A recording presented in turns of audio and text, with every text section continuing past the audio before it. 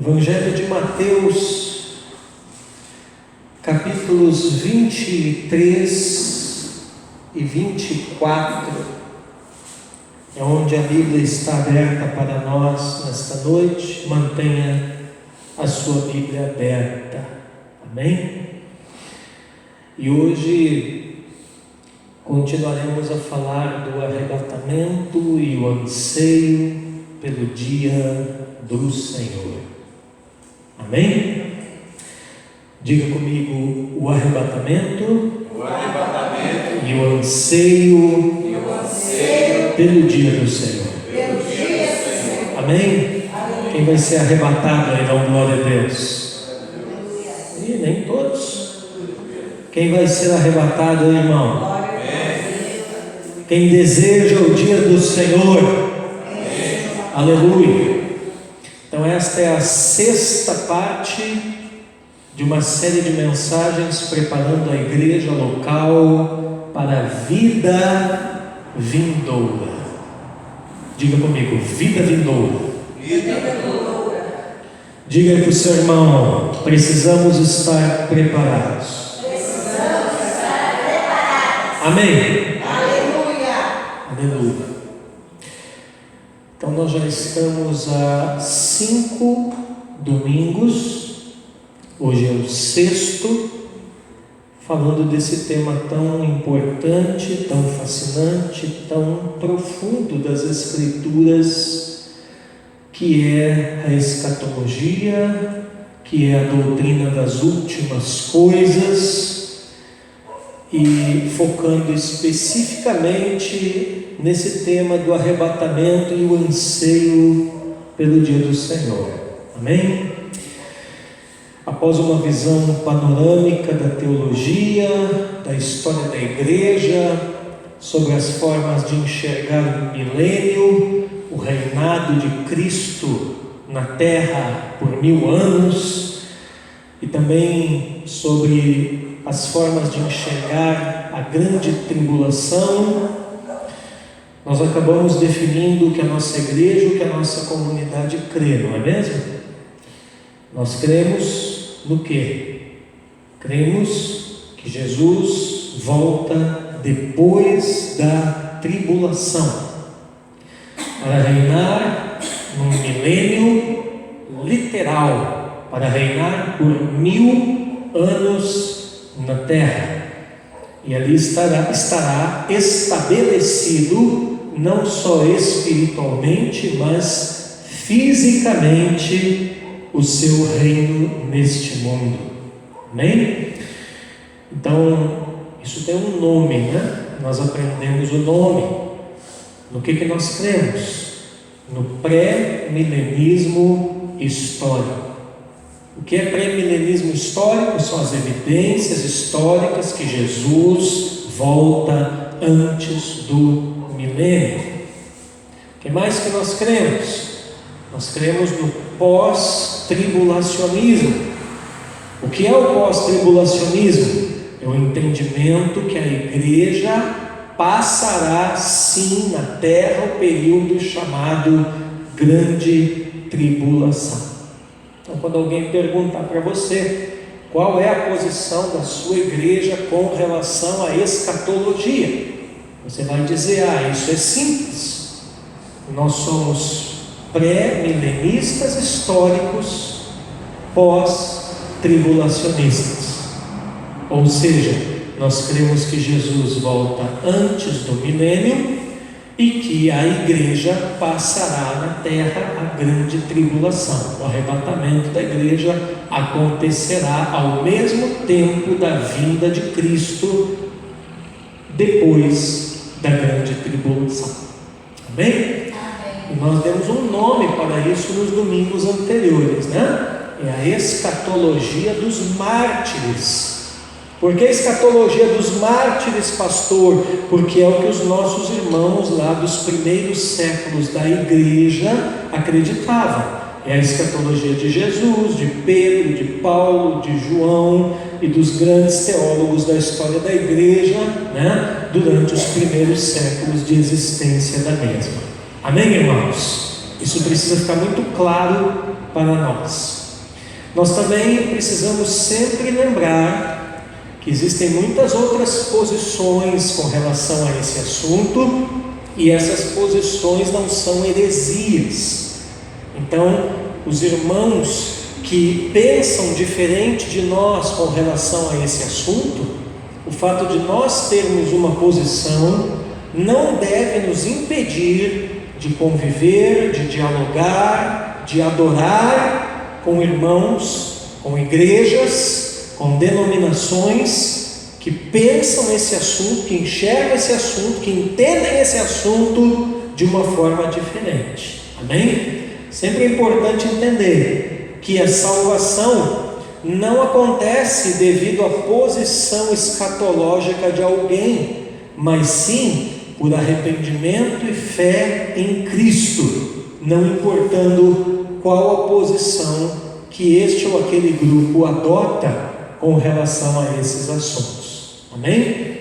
Então, no último domingo, nós começamos a analisar passagens bíblicas que as pessoas usam para defender aquela ideia, né, irmãos, de um arrebatamento secreto, que supostamente aconteceria antes da grande tribulação.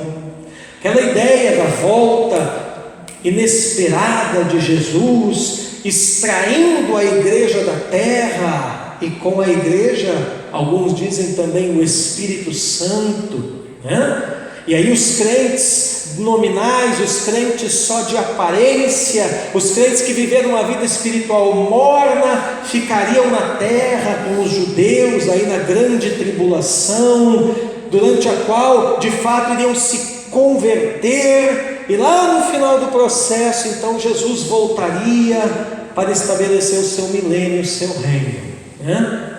Mas nós fizemos uma pergunta, e a pergunta é: será que é isso mesmo?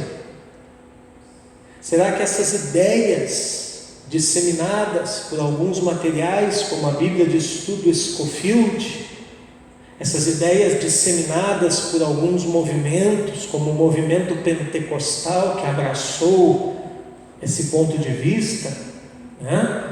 Essas ideias espalhadas por filmes como Deixados para Trás, por novelas como O Apocalipse, que há pouco tempo atrás foi veiculada aí numa grande emissora de televisão aqui do nosso país, né? Será que é isso mesmo que a Bíblia diz? Ou essas ideias criaram uma espécie de folclore evangélico, uma espécie de mitologia gospel sobre o arrebatamento? Nós vimos que esse pré-milenismo, aqui, pré-tribulacionismo, né? Essa ideia que a igreja é arrebatada e não passa pela tribulação, essa visão dispensacionalista, nós vimos nas ministrações passadas que esse tipo de interpretação das Escrituras não existia na igreja até 1830. Então toda essa ideia que passaram para vocês no Deixados para Trás, lá na novela do Apocalipse, e na maneira como alguns movimentos, volto a dizer, o movimento pentecostal principalmente, né, entende essa questão, isso não é uma coisa antiga, isso não faz parte da tradição da igreja antiga, isso é uma ideia nova, que antes de 1830, ninguém interpretava o arrebatamento, o dia do Senhor, a volta de Cristo, a tribulação, dessa forma. Amém, irmãos? Então apenas isso é um rápido retrospecto daquilo que nós vimos até aqui já durante 5 domingos. Hoje é a 6ª mensagem da série, aleluia. E nós começamos no domingo passado a olhar mais de perto o capítulo 24 do Evangelho de Mateus, o sermão profético de Jesus. Amém? E nós tivemos uma abordagem diferente, os irmãos lembram, né? Normalmente, os irmãos estão acostumados aqui na nossa igreja que a gente vai expondo determinado trecho do Evangelho na ordem que os versículos aparecem, né? Mas no domingo passado não, nós pegamos Mateus 24 e fomos direto para alguns trechos que as pessoas usam de uma forma isolada para tentar fundamentar essa ideia do deixados para trás, para tentar fundamentar essa ideia do arrebatamento secreto, inesperado, né? Para tentar fundamentar essa ideia que a igreja não vai passar a grande tribulação aqui na terra. E nós fizemos isso na ministração do domingo passado, e hoje nós começaremos então a olhar para o capítulo 24 de Mateus, abordando os versículos então na sua ordem natural. Amém, irmãos? Amém. Aleluia. Mas antes de nós olharmos aqui e começarmos a ler Mateus 24, vamos passar também por Mateus 23 na noite de hoje, aleluia. Eu quero mostrar para os irmãos mais um aspecto da doutrina das últimas coisas, né? Como é que chama a doutrina das últimas coisas? Escatologia. Então, antes de entrar no texto, na ordem ali dos versículos de Mateus 24, eu quero mostrar para os irmãos 4 maneiras de se interpretar o Apocalipse. Amém? Entendendo que as últimas coisas não é só o Apocalipse. As últimas coisas, a escatologia, está no Apocalipse, está aqui nos Evangelhos, está nas epístolas paulinas, está no livro de Isaías, no livro de Zacarias, no livro de Daniel, no livro de Joel. Então, espalhado por vários livros, em vários trechos da Bíblia Sagrada, ali nós vemos a escatologia. Porém, o livro do Apocalipse, sempre que fala desse assunto, irmão Luiz, as pessoas já pensam imediatamente no livro do Apocalipse. Mas o que poucas pessoas sabem, irmãos, é que existem 4 grandes maneiras de se entender o Apocalipse. A primeira grande maneira de se entender o Apocalipse é o idealismo. Diga comigo, idealismo.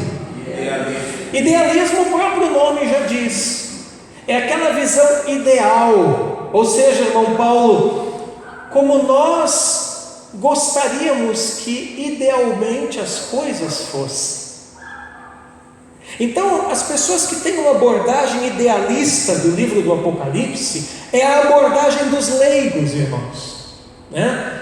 Você vai ver aquela pessoa que não tem muita noção, assim, não tem a graça, não tem o privilégio que vocês têm de congregar numa igreja de ensino forte.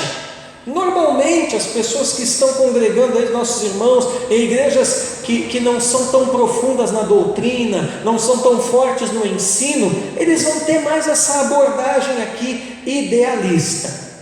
Agora, essa abordagem aqui, ela foi adotada mais por um instinto, né? Então, quando lá no 3º, 4º século da história da igreja, as pessoas começaram a essa visão aí do pré-milenismo, ao pé da letra, né? Não, Jesus volta assim antes do milênio, mas como uma interpretação muito literal, muito ao pé da letra, né? Então houve uma reação. E que reação foi essa? O idealismo, né? O pessoal disse assim: não, vocês estão interpretando muito radical isso aí, né? Então a interpretação é mais simbólica. Amém? Então quem é o irmão idealista? É aqueles irmãos que você conversa com ele sobre o Apocalipse, ele vai te dizer: não, tudo que está ali é símbolo. Claro que tem muito símbolo no livro do Apocalipse, irmã Joseli, mas nem tudo que está ali é necessariamente simbólico, né? Então esse pessoal idealista, eles vão ter 2 grandes focos: Ou eles vão focar muito na história da igreja, aí aqueles irmãos que dizem assim, não, o Apocalipse é o conflito entre Deus e Satanás, é a queda de braço. Você já viu na internet aquela figurinha assim, Jesus na queda de braço com o diabo? Aquilo ali é visão idealista, né? Então é o conflito entre Deus e Satanás na história da igreja. Outros irmãos vão dizer assim, não é só a história da igreja, é a história de toda a humanidade, é a batalha do bem contra o mal. Talvez você já ouviu o irmão falando isso. Não, Apocalipse é fácil, vou resumir aqui para você. Me lembro uma vez um que me falou isso, né? Achando que estava abafando, né? É a batalha do bem contra o mal. Eu digo, nossa, pensei assim, ele acabou de inventar a roda, né? Me fala uma coisa que eu não sei, né? Aí você vai dizer, mas pastor, qual é o problema de entender dessa forma? O problema de entender dessa forma é justamente a superficialidade. Isso daí é uma abordagem muito genérica, muito superficial do livro. Eu não posso pegar aí um dos livros proféticos mais importantes da Bíblia, que é o Apocalipse, e querer explicar o livro inteiro simplesmente dizendo que é a grande batalha do bem contra o mal e pronto, né? É isso? Sim, mas é muito mais além do que isso. Amém, irmãos? Segunda maneira de interpretar o Apocalipse é os irmãos do historicismo. O nome já diz, né? Historicismo vem de história. Então é aqueles irmãos que vão dizer assim, o Apocalipse é o relato da história da igreja entre a cruz e a segunda vinda de Jesus, né? Você já ouviu aqueles irmãos que você vai conversar com eles do Apocalipse e o irmão diz assim, a grande Babilônia, isso é fácil, isso aí é a igreja romana. O anticristo, já sei, é o Papa. Já viu esse tipo de conversa por aí? É os irmãos historicistas. É os irmãos que acham que tudo que fala no Apocalipse está na história do mundo entre a cruz e a segunda vinda de Cristo. Agora, qual é o problema de entender o Apocalipse desse jeito, irmão Paulo? É que a história vai mudando, né? E aí as pessoas que defendem essa interpretação, com a mudança da história, Esdras, elas também têm que mudar a sua forma de interpretar o livro. E nós sabemos, né? Então, está entendendo? Quer dizer, de repente, lá na época da Reforma, ficava bem dizer que o anticristo era o Papa, mas de repente hoje alguém pode olhar e dizer não, né? O anticristo pode ser aí o Bin Laden, enfim, é algum desses sujeitos por aí, né? Cabe essa interpretação? Cabe, né? Então o problema com isso é que a história vai mudando, e aí as pessoas que defendem esse tipo de interpretação começam a forçar as passagens da Bíblia para que elas se ajustem ao momento histórico que estamos vivendo. Tem gente que diz que o anticristo é até o nosso presidente. Ele aparece piedade. Oi? Ele aparece piedade. Então o historicismo também não cabe. Mas quantas são as maneiras de entender? 4, eu já falei 2, né? Terceira maneira, futurismo. O nome já diz, Solange, futuro. Então, esse pessoal aqui que olha para o Apocalipse com a visão futurista, é os irmãos que entendem que tudo que está no livro vai acontecer no futuro, né? E aquilo que foi escrito para os destinatários originais, que eram as 7 igrejas lá da Ásia, né? Aquilo lá é só um reflexo, uma imagem aí do que vai vir no futuro.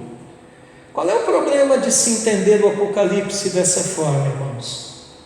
É que faz muito pouco sentido para os destinatários originais do livro. Quer dizer, se tudo que está escrito no Apocalipse, Cristina, é só para o futuro, os irmãos lá das 7 igrejas da Ásia naquele tempo estavam ralados, porque não era nada então para eles, né? Quer dizer, o livro então não vai trazer uma esperança, não vai trazer um conforto para os irmãos lá do primeiro século. A pergunta é o seguinte: qual o sentido prático de se escrever uma mensagem de consolo para quem está sofrendo no presente, falando só de coisa que vai acontecer no futuro? Você está sofrendo no presente e eu quero te consolar. Não tem cabimento eu vim te consolar do teu sofrimento no presente, falando coisas que não são para ti hoje, agora, mas só para alguém lá no futuro.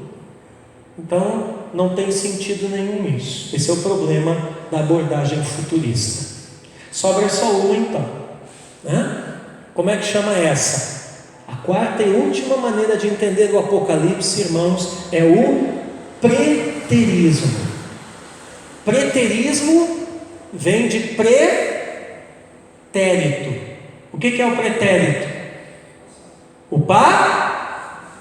passado. Então o preterismo entende o Apocalipse como uma mensagem relacionada aos destinatários originais do livro. Quer dizer, não foi escrito para mim, para vocês, para a igreja agora, num primeiro momento. Foi escrito para 7 igrejas da Ásia. Nós somos destinatários secundários. E qual era o ambiente histórico ali? Os irmãos perseguidos no Império Romano, os primeiros séculos da igreja, e foi uma mensagem de Jesus de consolo, conforto para eles, que eles iriam vencer e superar todas aquelas perseguições.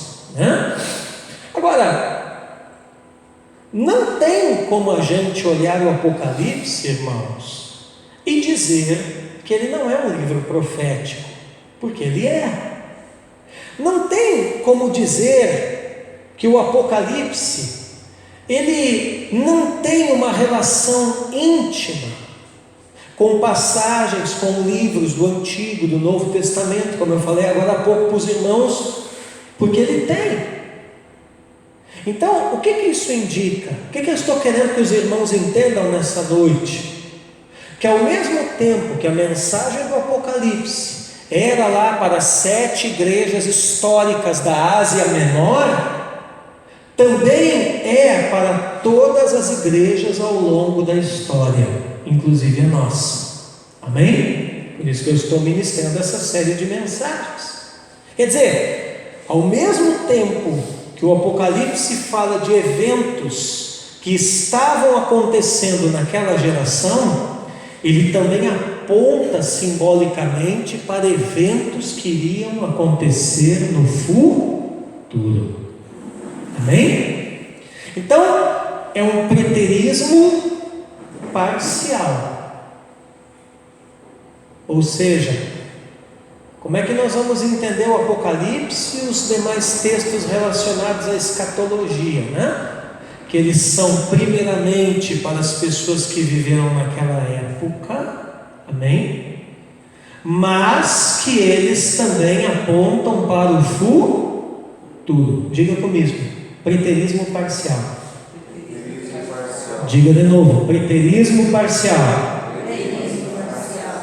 Essa é a abordagem que a nossa igreja adota. Então agora eu vou botar mais um tijolinho na parede. Qual foi o primeiro tijolinho? No que a nossa igreja crê com relação à escatologia? Nós cremos que Jesus volta antes do milênio. Então nós somos pré-milenistas. Qual foi o segundo tijolinho? Nós cremos que a igreja vai passar sim na terra grande tribulação e será guardada por Deus nesse período. Então nós somos pós-tribulacionistas. E agora qual é o terceiro tijolinho?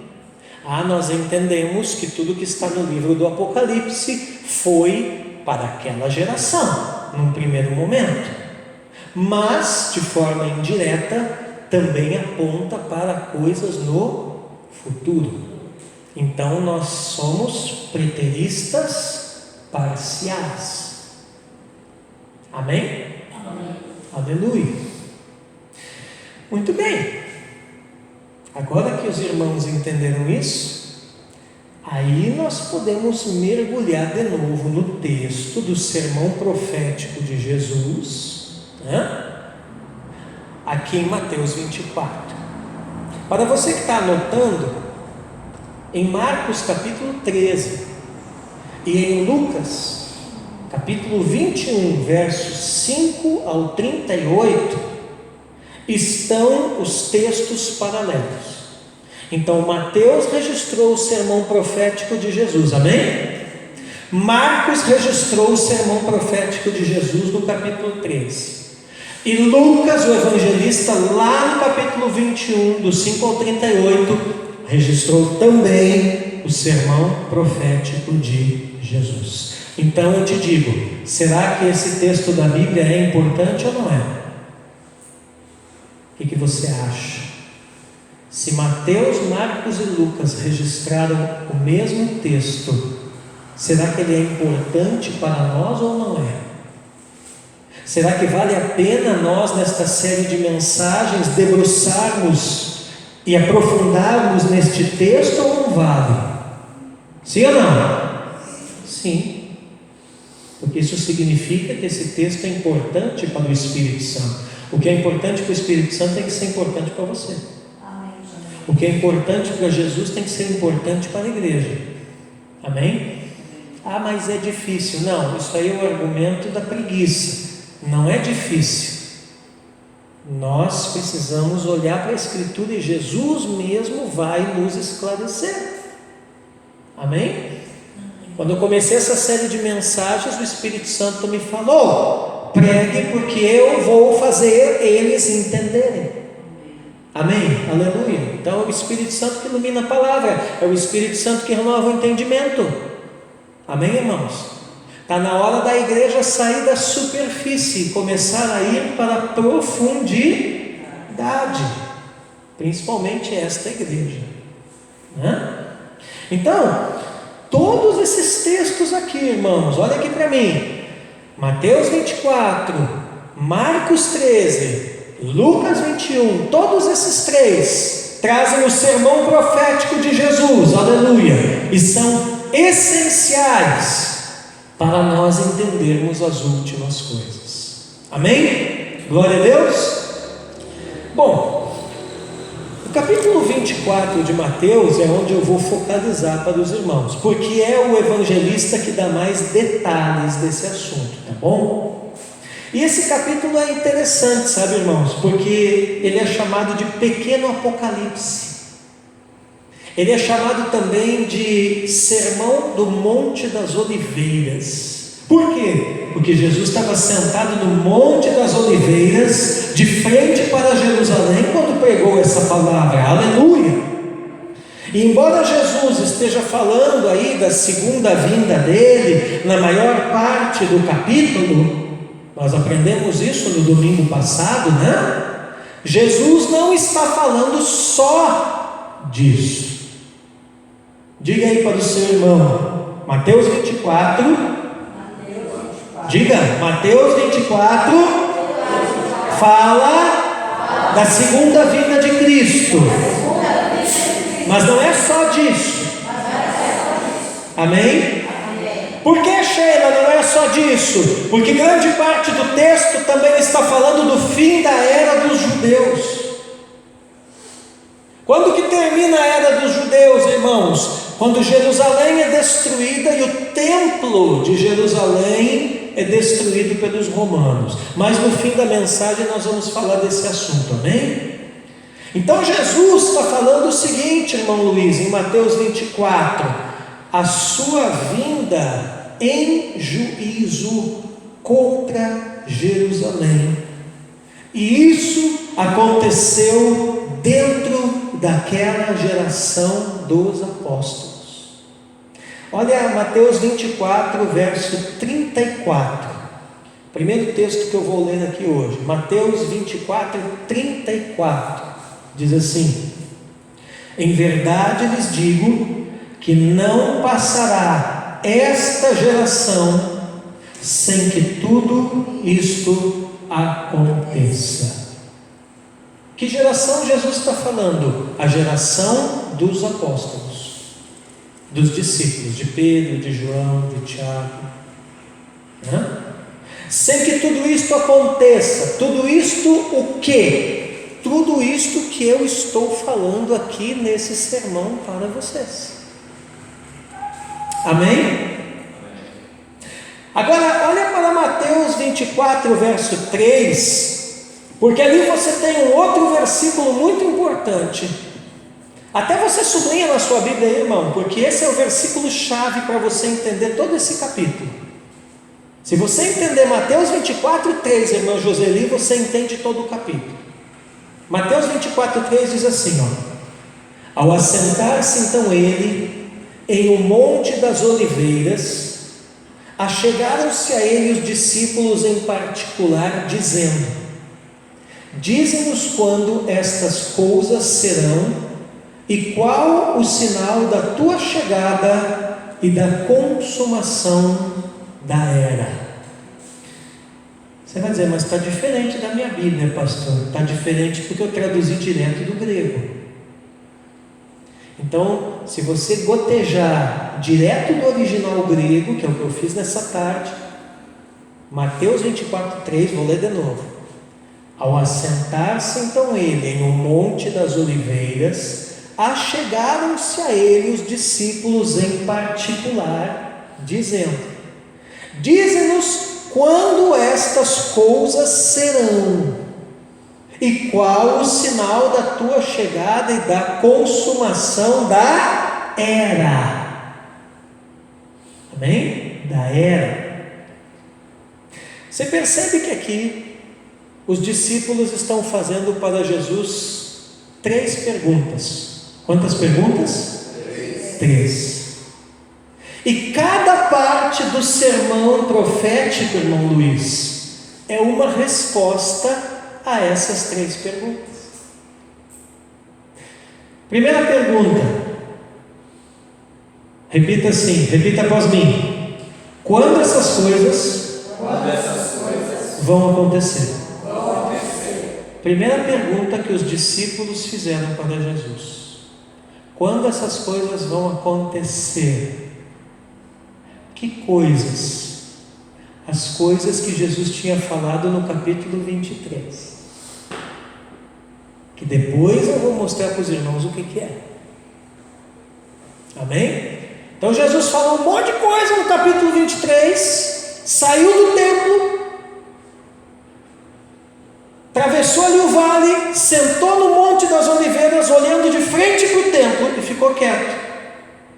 E os discípulos chegaram junto e disseram: quando essas coisas vão acontecer? Que coisas? As coisas que tu falou lá dentro. Amém? Aonde está a resposta?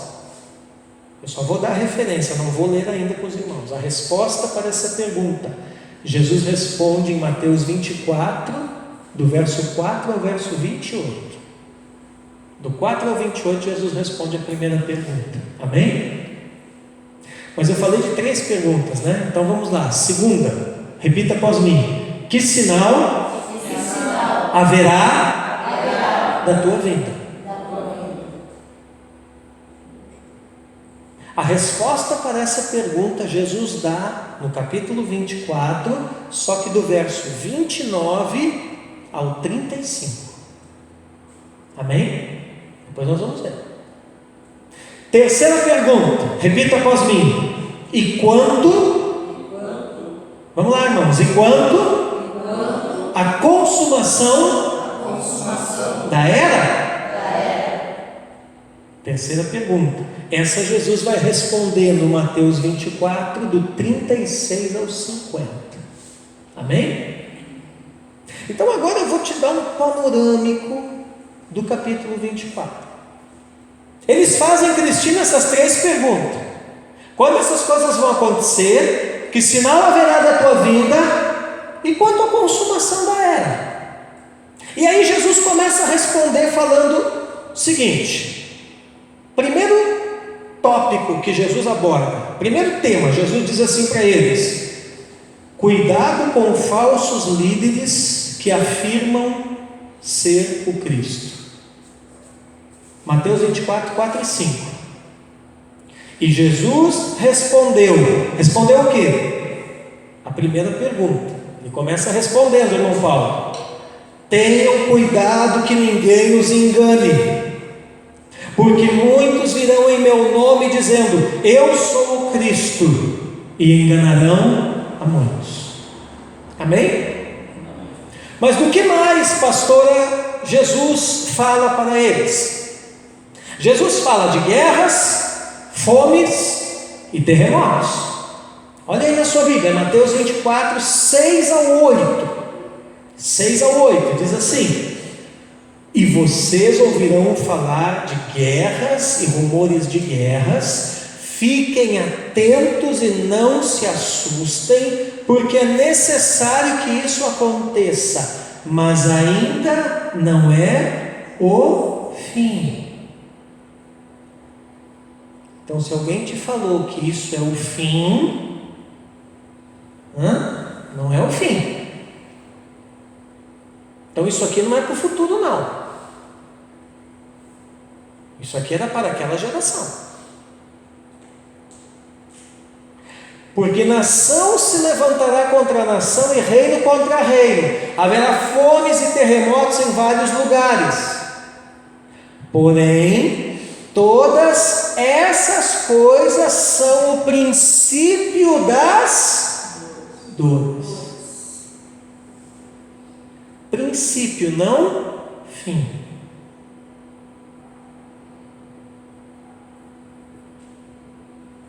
Nossa, pastor, quer dizer então que o deixados para trás não é bem assim, porque lá eles colocam isso tudo no fim. Mas perceba que nós não podemos chamar de fim aquilo que Jesus chama de começo, aquilo que Jesus chama de princípio. Amém? Pastor, mas então aonde que está esse negócio aqui? Calma que depois eu vou te mostrar. Aleluia. Do que mais que Jesus vai falar aqui? Perseguições, esfriamento espiritual e pregação do Evangelho por todo o mundo. Mateus 24, do 9 ao 13. Vocês serão entregues para serem maltratados e eles os matarão. Está falando para os apóstolos. Vocês serão odiados. Olha a perseguição aqui, maltratado, odiado, né? Por todas as nações por causa do meu nome. Nesse tempo muitos hão de se escandalizar, trair e odiar uns aos outros. Muitos falsos profetas se levantarão e enganarão a muitos. E por se multiplicar a maldade, o amor se esfriará de quase todos. Então ele está falando aqui também de esfriamento espiritual. Aquele, porém, que ficar firme até o fim. Quer dizer que isso então não está no fim, está no começo. Mas quem ficar firme até o fim, esse será salvo. E será pregado este evangelho do reino por todo o mundo, para testemunho a todas as nações. Então Jesus aqui está falando de uma pregação em todo o mundo. Que mundo? O mundo conhecido da época, que era o Império Romano. E aí, o que diz? Então virá o fim. Que fim? Fim do mundo? Não. Fim daquela era.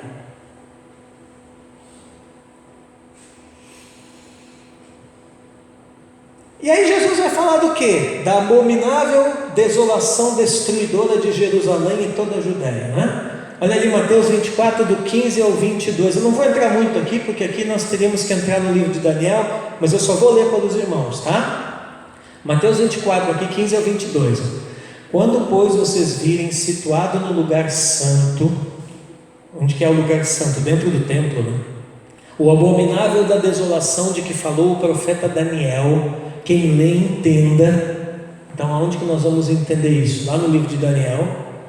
Então os que estiverem na Judéia fujam para os montes. Você está vendo que isso aqui não tem nada a ver com igreja e nem com nós hoje, né? Tem a ver com aquela geração, quem estava na Judéia. Quem estiver no terraço não desça para tirar de casa alguma coisa, e quem estiver no campo não volte atrás para buscar a sua capa. Ai das que estiverem grávidas e das que amamentarem naqueles dias. Orem para que a fuga de vocês não aconteça no inverno nem no sábado. Por que no inverno? Porque no inverno as montanhas lá por onde eles fugiram, quando Roma destruiu Jerusalém no ano 70, estavam cobertas de neve. Então seria uma fuga extremamente difícil. Por que nem no sábado? Porque no sábado a lei impedia eles de percorrerem grandes distâncias. 21. Porque nesse tempo haverá grande tribulação, como nunca houve desde o princípio do mundo até agora, e nunca jamais haverá. Não tivessem aqueles dias sido abreviados, ninguém seria salvo, mas por causa dos escolhidos, tais dias serão abreviados. Quem são esses escolhidos? Os judeus que escaparam de Jerusalém no ano 70. Quem foram esses judeus? A igreja, que olhou para Mateus 24 e antes que as coisas acontecessem, discerniu os sinais, os tempos e as estações, e saiu antes que o juízo de Deus destruísse Jerusalém. Está vendo como a igreja tem que ter inteligência espiritual? Está vendo como a igreja tem que olhar para as palavras de Jesus nas Escrituras? Muitas vezes, irmãos, o próprio Senhor diz, né, o meu povo é destruído porque lhe falta entendimento. Aleluia. E aí, o que mais que Jesus falou? Sinais, prodígios operados por falsos cristos e falsos profetas. Olha aí, ó, Mateus 24, 23 ao 26. Diz assim: então se alguém disser a vocês, olhem, aqui está o Cristo, ou ali está ele, não acreditem, porque surgirão falsos cristos e falsos profetas operando grandes sinais e prodígios para enganar, se possível, os próprios eleitos. Eis que tenho predito isso a vocês. Portanto, se disserem a vocês, eis que ele está no deserto, não vão lá. Ou se disserem, eis que ele está no interior da casa, não acreditem. Do que mais Jesus fala? Que a vinda dele será visível. Tem nada secreto aqui. Tem nada do cara sumir e ficar meia, cueca, camiseta. Ele sumiu. Será visível e audível. Todos verão e ouvirão a vinda de Jesus após a tribulação. Verso 27 ao 30. Olha ali, ó. Diz assim, 27 ao 30. Porque assim como o relâmpago sai do oriente e brilha até o ocidente, assim será a vinda do Filho do Homem. Onde estiver o cadáver, aí se ajuntarão os abutres. Logo em seguida, a tribulação daqueles dias, o sol escurecerá, a lua não dará sua claridade, as estrelas cairão no firmamento e os poderes do céu serão abalados. Verso 30. Então aparecerá no céu o sinal do Filho do Homem, todos os povos da terra se lamentarão e verão o Filho do Homem vindo sobre as nuvens do céu com poder e grande glória. Então todos verão e ouvirão Jesus vindo, e simultaneamente também, né, o seu povo indo. Amém? Aleluia. Do que mais Jesus fala aqui? Que ao mesmo tempo que acontecerá a sua vinda, os seus anjos reunirão os eleitos dos quatro cantos da terra. Então você vê que são coisas que acontecem simultaneamente, irmãos. 24 verso 31. E ele enviará os seus anjos com grande som de trombeta. Viu que não tem nada secreto, com grande som de trombeta, os quais reunirão os seus escolhidos dos quatro ventos, de uma a outra extremidade dos céus. Amém? Aleluia. E aí é interessante, porque você olha do verso 32 em diante, eu estou fazendo uma panorâmica do texto, e Jesus vai contar uma historinha sobre hoje. Jesus para o sermão para contar uma história, isso chama parábola, né? E ele vai mostrar o seguinte: Assim como cada estação, primavera, verão, outono, inverno, assim como cada estação no mundo físico, a sua chegada é anunciada pela natureza. Como é que você sabe que a primavera está chegando? Porque as flores começam a aparecer. Como é que você sabe, que o verão está chegando? Porque frutos começam a se formar. Como é que você sabe que o outono está chegando? Porque as folhas das árvores começam a cair. Como é que você sabe que é inverno? Porque as árvores estão sem nenhuma folha. Então Jesus está dizendo o seguinte: cada estação do mundo físico tem os seus sinais na natureza. Da mesma forma, cada estação no mundo espiritual é sinalizada por um acontecimento profético. É simplesmente isso. 32 ou 35, que é o Mateus 24, 32 ou 35. Aprendam a parábola da figueira. Quando já os seus ramos se renovam e as folhas brotam, vocês sabem que o verão está próximo. Assim também vocês, quando virem todas estas coisas, saibam que está próximo às portas. Em verdade lhes digo que não passará esta geração. Que geração? A geração dos apóstolos. Sem que tudo isto aconteça. Passará o céu e a terra, porém as minhas palavras não passarão. Amém? Aí você olha do verso 36 ao 44, Jesus começa a exortar os seus discípulos. Depois que ele conta essa historinha, ele diz assim: olha pessoal, vocês vigiem para não serem levados pelo juízo vindouro, É aquela história lá do dia e a hora ninguém sabe, Mas a respeito, 36 em diante, mas a respeito daquele dia e hora ninguém sabe, nem os anjos dos céus, nem o Filho, senão o Pai. Pois assim como foi nos dias de Noé, assim será também a vinda do Filho do Homem. Pois assim como nos dias anteriores ao dilúvio comiam e bebiam, casavam e davam-se em casamento, até o dia em que Noé entrou na arca, e não o perceberam, até que veio o dilúvio e os levou. Assim será também a vinda do Filho do Homem. Então 2 estarão no campo, um será levado e o outro será deixado. 2 mulheres estarão trabalhando no moinho, uma será levada e a outra será deixada. Portanto vigiem, porque vocês não sabem em que dia virá o Senhor de vocês. Porém considerem isto: se o pai de família soubesse a que hora viria o ladrão, vigiaria e não deixaria que a sua casa fosse arrombada. Por isso estejam também vocês preparados, porque o Filho do Homem virá a hora em que vocês menos esperam. Do que Jesus está falando aqui? Simplesmente que quem serve a Ele tem que ser vigilante, para não ser levado pelo juízo vindouro. Lembra do domingo passado? Você quer ser levado ou quer ser deixado? Eu quero ser deixado. Por quê? Porque ser levado, irmão Sueli, é ser levado pelo juízo, é ser levado pelo dilúvio, é ser levado para julgamento. E nós não seremos mais levados se de fato estamos em Cristo para esse nível de coisas. Por quê? Porque tudo que nós precisávamos que fosse julgado na nossa vida já foi julgado em Jesus na cruz do Calvário. Amém, irmãos? Aleluia! E aí Jesus finaliza o capítulo contando mais uma historinha. Você viu que Jesus gosta de contar as historinhas dele, Contando mais uma pequena história. E essa última história aqui é a importância de você estar posicionado diante dessas coisas.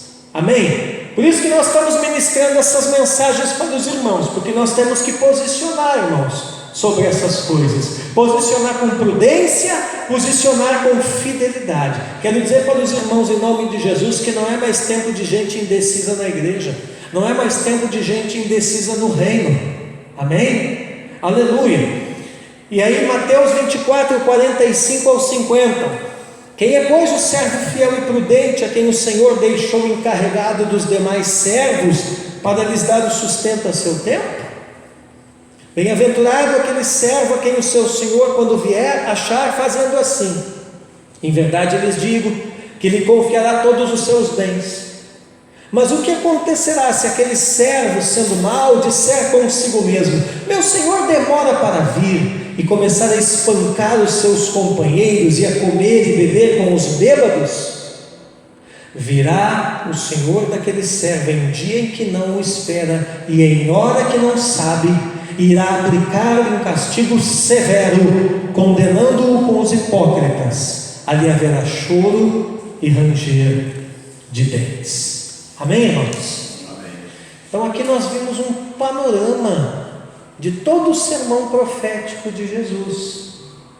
E os irmãos estão percebendo que, ao contrário, irmão Luiz, do que a maioria das pessoas pensa, ao contrário, Cristiane, do que a maioria das pessoas dizem, as respostas de Jesus não estão relacionadas com coisas que vão acontecer no futuro, lá no fim do mundo. Então, para entender de fato essas respostas de Jesus lá para aquelas 3 perguntas que os discípulos fizeram, é importante a gente olhar para Mateus 23. Amém? E o que acontece lá? Volta um pouquinho a sua Bíblia aí, Mateus 23. O que acontece em Mateus 23? Jesus está pregando no templo em Jerusalém, e Jesus faz fortes e chocantes repreensões aos líderes religiosos dos judeus. Jesus faz uma declaração forte sobre o templo. O que era o templo, irmãos, naquele momento ali? O templo era o centro de toda a religião judaica, né? O templo era a casa de Deus. Diga comigo, casa de Deus. Era a casa de Deus na terra. E aí Jesus entra no templo e começa falando com as multidões. Amém? E ele começa divertindo as multidões e os discípulos dele, para tomarem cuidado em não imitar o comportamento dos escribas e fariseus. Olha ali, Mateus 23, 1 ao 12. Então Jesus falou às multidões e aos seus discípulos: na cadeira de Moisés se assentaram os escribas e os fariseus. Portanto, façam e observem tudo o que eles disserem a vocês, mas não os imitem em suas obras, porque dizem e não fazem. Atam fardos pesados, difíceis de carregar, e os põem sobre os ombros dos outros, mas eles mesmos nem com o dedo querem movê-los. Praticam todas as suas obras a fim de serem vistos pelos outros, pois alargam os seus filactérios e alongam as franjas de suas capas. Gostam do primeiro lugar nos banquetes e das primeiras cadeiras nas sinagogas, das saudações nas praças e de serem chamados de mestre. Mas vocês não serão chamados de mestre, porque um só é o mestre de vocês, e todos vocês são irmãos. Aqui na terra, não chamem ninguém de pai, porque só um é o pai de vocês, aquele que está nos céus. Nem queiram ser chamados de guias, porque um só é o guia de vocês, o Cristo. Mas o maior entre vocês será o servo de vocês. Quem se exaltar será humilhado, e quem se humilhar será exaltado. Você percebe que aqui Jesus está falando primeiro para os discípulos dele. Vocês que me seguem, vocês que são meus discípulos.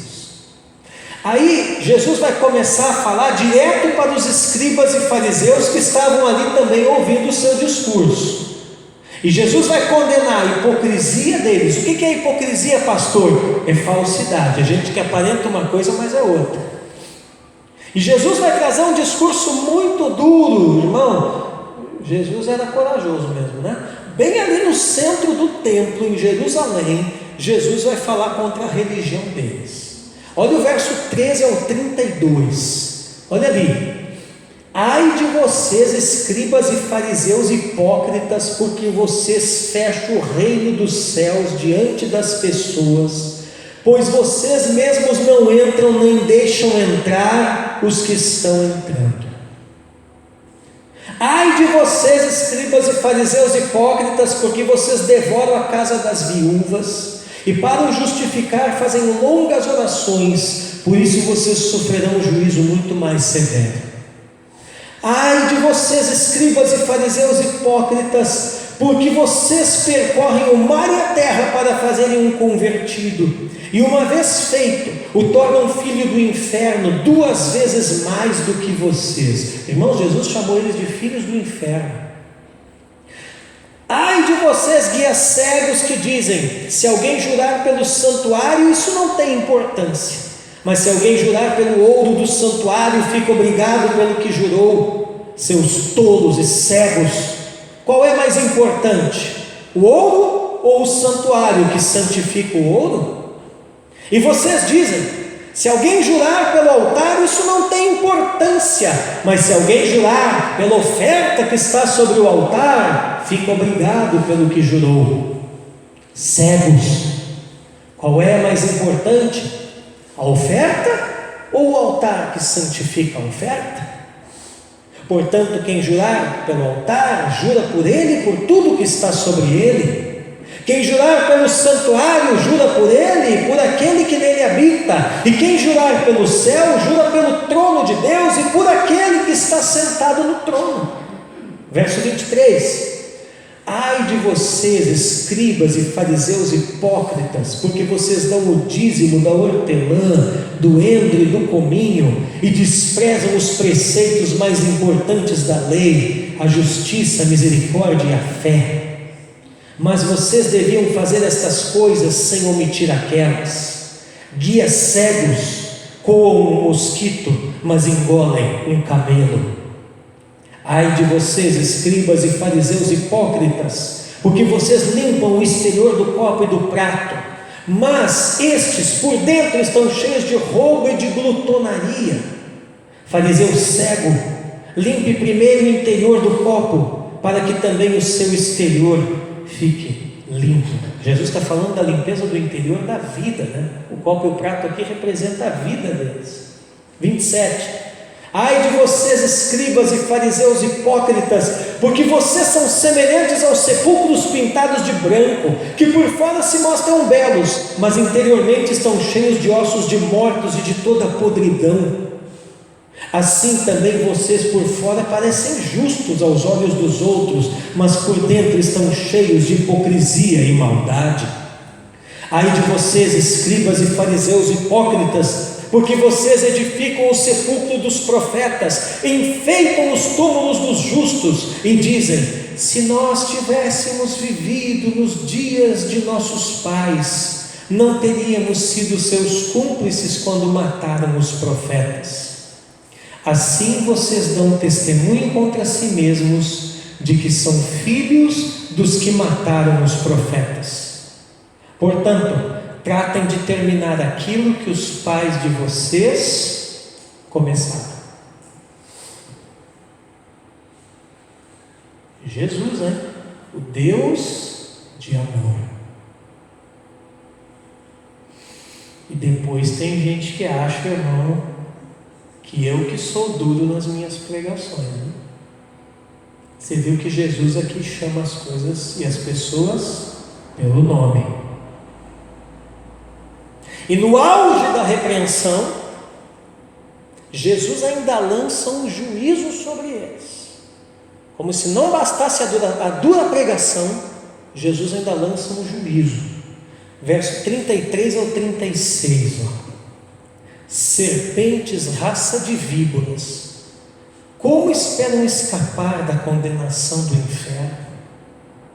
Por isso eis que eu lhes envio profetas, sábios e escribas. A uns vocês matarão, a outros crucificarão, a outros ainda vocês açoitarão nas sinagogas e perseguirão de cidade em cidade, para que recaia sobre vocês todo o sangue justo derramado sobre a terra, desde o sangue do justo Abel até o sangue de Zacarias, filho de Baraquias, a quem vocês mataram entre o santuário e o altar. Em verdade lhes digo que todas estas coisas hão de vir sobre a presente geração. Qual era a presente geração?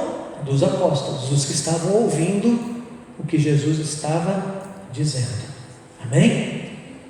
E é importante, irmãos, eu já vou terminando aqui, nós entendermos esse juízo de Jesus, porque todo o capítulo 24 está fundamentado aqui no capítulo 23. E qual é o juízo de Jesus? Jesus diz o quê? Que iria ser cobrado deles o sangue de Abel até Zacarias. Ora, esse Zacarias é filho do sacerdote Joiada. Eu não vou ler aqui por causa do tempo, mas marque aí 2 Crônicas 24, 17 ao 22. 2 Crônicas 24, 17 ao 22, conta a história do assassinato do sacerdote Zacarias, filho de Joiada. Tá? Aí você vai dizer, tudo bem, pastor, mas o que isso significa profeticamente? Jesus não está viajando aqui? Do que Jesus está falando? Que juízo é esse? Que coisa mais esquisita é essa? Olha, irmãos, quem foi Abel? Irmão de Caim, né? E quem foi Caim? Foi a vítima do primeiro homicídio na terra, não é? Aonde que está Caim? Lá no livro de Gênesis. Então o primeiro livro dos judeus, o primeiro livro da história dos judeus, conta a história também do primeiro assassinato do irmão Caim. Amém? Amém? Muito bem. E esse Zacarias, aonde que conta o assassinato dele? 2 Crônicas. Agora, 2 Crônicas, irmãos, é o último livro do Antigo Testamento dos judeus. Então você está entendendo do que Jesus está falando aqui? Jesus está falando de um juízo histórico. Jesus está dizendo o seguinte: olha, o juízo do meu Pai vai vir cobrando dos líderes religiosos de Israel o sangue de toda pessoa justa que foi injustamente derramado do início, Abel, ao fim, Zacarias, da história dos judeus. Quando isso vai acontecer? Jesus diz: na geração de vocês, deles. Então, na geração dos discípulos de Jesus, isso iria acontecer. Você está vendo que não tem nada com o futuro?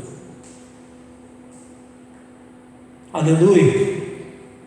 Agora, quanto tempo leva, segundo a Bíblia, uma geração? Quando Deus mandou eles voltar para o deserto, quantos anos eles caminharam no deserto até que toda aquela geração morresse? 40 anos. Então quanto tempo demora uma geração? 40 anos. Então Jesus está dizendo o seguinte: eu estou aqui dando esse sermão duro para vocês, mais ou menos no ano 30. Até o fim dessa geração, quer dizer, daqui mais uns 40 anos, tudo o que eu estou falando aqui vai se cumprir em cima de vocês. E aí ele vai dizer como que vai acontecer. É o final do capítulo 23, verso 37. Jerusalém, Jerusalém, você mata os profetas e apedreja os que lhes são enviados. Quantas vezes eu quis reunir os seus filhos como a galinha junta os seus pintinhos debaixo das asas, mas vocês não quiseram. Eis que a casa de vocês ficará deserta, pois eu lhes afirmo que desde agora não me verão mais, até que venham a dizer: bendito o que vem em nome do Senhor. E aí começa o capítulo 24, olha ali o 24, verso 1. Jesus sai do templo, dá uma caminhada, e os seus discípulos se aproximam para mostrar as construções do templo. E o verso 2, o que Jesus responde? Vocês estão vendo todas estas coisas? Em verdade lhes digo que não ficará aqui pedra sobre pedra que não seja derrubado. Então eu quero encerrar trazendo esse entendimento para você, tá? Irmãos, como a Bíblia é rica, né? Como a Bíblia é exata, como Jesus é Deus, irmão Luiz. Você está vendo que Jesus aqui libera um juízo histórico. No capítulo 23 de Mateus, mais ou menos no ano 30, né?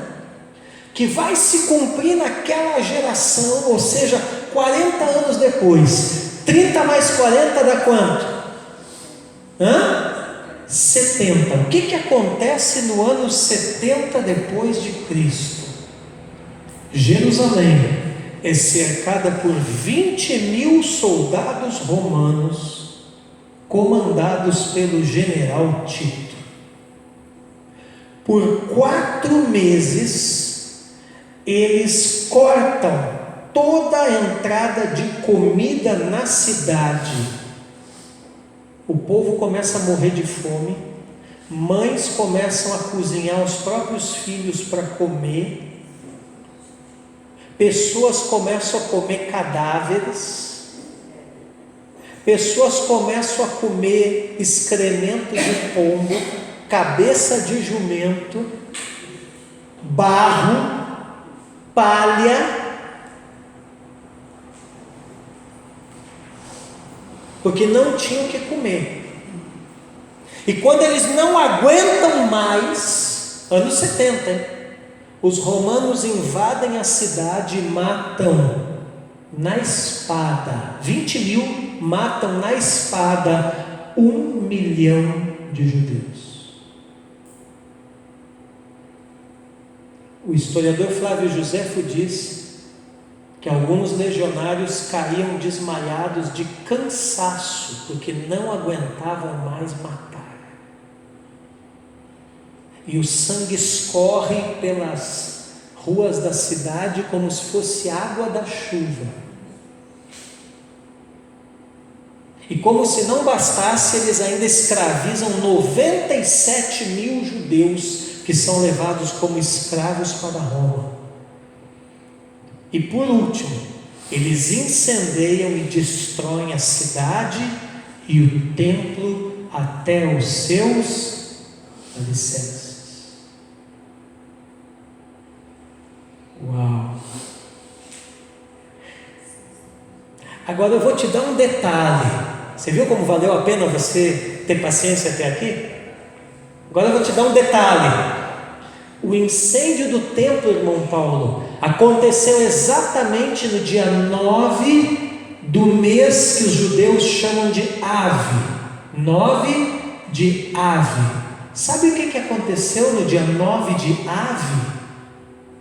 656 anos atrás, o templo de Salomão, no mesmo dia, foi destruído pelos babilônicos. Os irmãos estão vendo a precisão do juízo histórico de Jesus sobre Israel? Vocês estão vendo como Jesus não se engana, como Deus não se engana, como o relógio de Deus não se adianta nem se atrasa? Vocês estão vendo como são sérios os juízos de Deus, e nós não podemos então entrar debaixo de juízos de Deus, irmãos? Vocês estão vendo como é sério a gente com palavras, com atitudes? Porque muitas vezes a gente não faz isso fisicamente, irmãos, mas a gente faz com palavras e atitudes. Derramar o sangue de um outro irmão de igreja, de um justo, espalhar contenda no meio do corpo, dividir uma igreja. Vocês estão vendo como isso é sério? Ah, Deus esquece. Não. 656 anos depois, Deus não tinha esquecido. 40 anos depois, Deus não tinha esquecido.